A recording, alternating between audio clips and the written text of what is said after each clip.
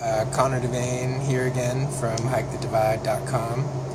If you've seen any of my videos the last couple days, you'll know that I was attempting a 100 kilometer or 62.1 mile hike over the course of 24 hours across the Great Basin Desert of Wyoming as a solidarity action with the Standing Rock Sioux tribe in their resistance to the Dakota Access Pipeline. I started at 8:35 a.m. on September 8th, and then yesterday, September 9th at 8 a.m. I reached my goal, 23 hours, 25 minutes. It was really difficult. During the day it was really hot and water was scarce. I had 4 water sources, a few of which were cow polluted, and it was hot and windy, and when night rolled around it dropped down into the high 30s, low 40s. There were points when my body, every neuron in my body basically was screaming at me, like, stop walking, sit down, go to sleep. But on the positive side, I saw 15 wild horses, over 100 pronghorn antelope, a few coyotes, roadrunners, prairie dogs. When night rolled around, I saw a bunch of meteors and some of the clearest, most brilliant night skies I've ever seen in my life. So I'm a little biased. If you've been following my cross-country journey, you'll know that I basically hike all day, every day.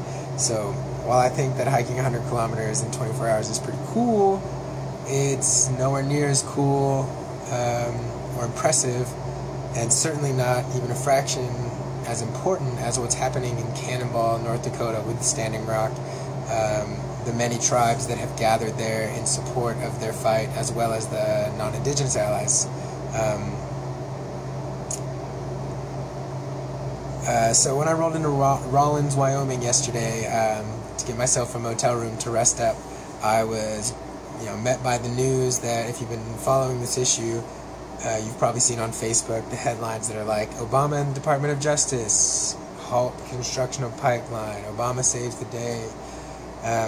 As the Camp of the Sacred Stones Facebook page was quick to remind all of us, this is an illusion of victory, and while the battle is certainly not lost yet, neither is it won.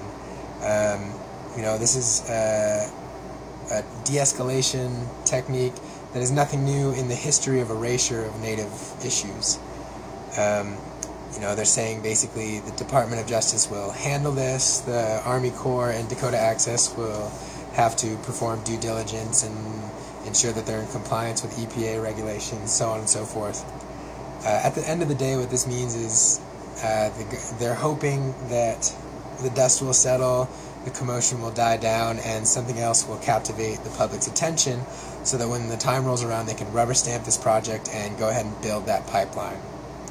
It's my understanding and my great joy to know that these amazing, courageous people aren't going anywhere. They're going to continue this resistance, and they will refuse to celebrate victory until the construction of this pipeline is completely defeated. We should all be hoping for that, but it's not enough to hope. We need to take an active role, because this is about our future as well. And one thing you can do right now is make sure that this issue doesn't get pushed to a back burner, because it doesn't belong there. We want to keep the conversation alive. We want to make sure that the hashtag #NoDAPL continues to trend,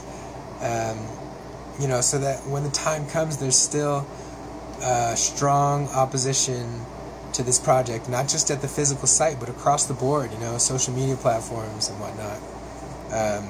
But perhaps even more importantly, you can support these people financially, because they are hardworking, honest people who are making big sacrifices in order to be at the front lines, protecting their land, their water, and fighting for a safe, stable climate for all of us. And they need support to get things like basic camping supplies, food and water. So I really reflect on what this fight is, and is hugely important in and of itself, and I don't want to diminish that even a little bit, but recognize that this battle is part of a larger chain of battles to ensure a future worth living in for us, our children, our grandchildren, generations to come. And think what such a small financial gesture, think about the ripple effects it could have as we find ourselves facing more and more of these infrastructure decisions, so to speak. So anyway, I've gone ahead and included those donation links again. Give generously. Anything you can give helps. And aside from that, thanks for watching my video, but more importantly, thanks for being engaged with this issue. And I hope that you continue to offer your support in whatever way works for you. Remember, water is sacred, water is life. No Dakota Access Pipeline.